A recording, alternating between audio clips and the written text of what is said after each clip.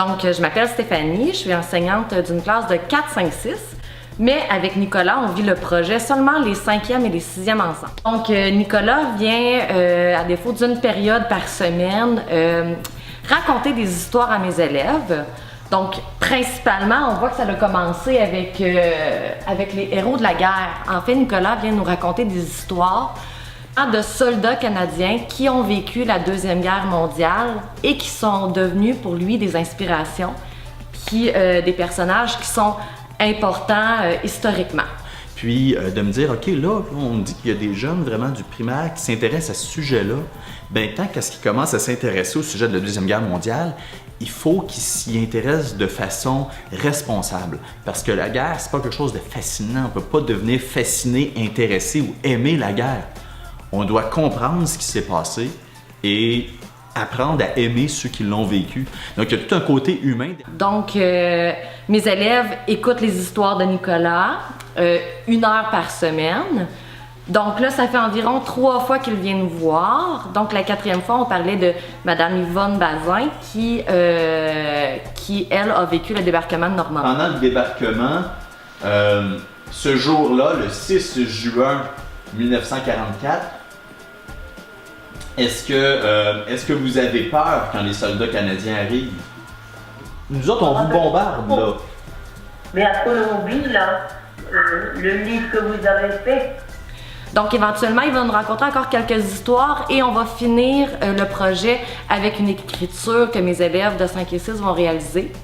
On va sûrement prendre la tournure d'un texte d'opinion qui va devoir porter un regard sur les personnages qu'ils ont appris au cours du projet avec Nicolas. Donc, Nicolas va être là pour chapeauder l'écriture avec eux, leur donner des conseils pour en finir d'avoir un résultat final qui va être vraiment plus élaboré. Donc c'est ça, on est vraiment chanceux de vivre ce projet-là avec Nicolas parce que Nicolas, je pense que c'est un écrivain, mais c'est aussi un excellent orateur. On travaille la communication orale, on travaille l'éthique, on travaille le français. On est vraiment multidisciplinaire dans ce projet-là. L'expérience jusqu'à maintenant, je la trouve formidable. Puis même, c'est un peu comme si c'était ma récompense le vendredi de venir faire un tour ici parce que d'abord, j'ai un directeur qui dit « OK, on a une opportunité qui est extraordinaire, on la saisit, il faut que ça se réalise. » C'est lors de la vitrine culturelle de l'an dernier à Saint-Denis-Kamouraska, j'ai fait la rencontre de Nicolas Paquin, un auteur, un jeune auteur. J'ai eu un intérêt. Alors on s'est mis à jaser ensemble et j'ai acheté ces 3 livres et j'ai fait la lecture durant l'été.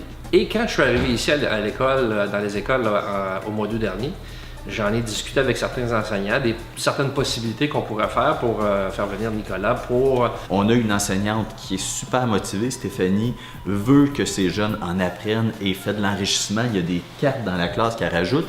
Et on a des jeunes qui sont attentifs, qui sont intelligents, qui posent des questions. Moi, j'ai les bras qui me tombent quand je me dis à Saint-Gabriel, il y a cette richesse-là en termes d'enfants. C'est extraordinaire. Donc jusqu'à maintenant, pour moi, c'est un peu comme venir un peu prendre 1 heure de congé pour venir raconter des histoires. J'aime ça. Donc, j'apprécie vraiment sa présence, mes élèves aussi. Puis, on va profiter de toutes ces belles capacités pour pouvoir s'épanouir en lecture, en écriture, en communication orale avec lui. Donc, ça ressemble à ça.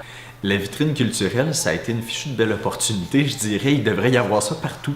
Hein, il devrait y avoir ça partout dans n'importe quelle commission scolaire parce que quand tu es intéressé à faire valoir ce que tu fais dans ta propre région, moi, je trouve ça le fun de pouvoir dire, OK, il y a des écoles du Kamouraska, particulièrement c'est du primaire de ce temps-ci, alors que d'habitude, ma clientèle, c'est secondaire.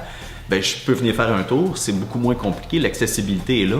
Et pour les jeunes, de pouvoir avoir un artiste qui vient faire un tour, qui a de la générosité en termes de temps, parce que moi, j'aime ça, faire ça, c'est extrêmement précieux. C'est un concept qui devrait exister un peu partout. Et cette année, quand je pense que je vais probablement devoir être en tournée à l'extérieur, je ne pourrais pas y participer, je pense qu'il va falloir que je me trouve un représentant pour être là à ma place.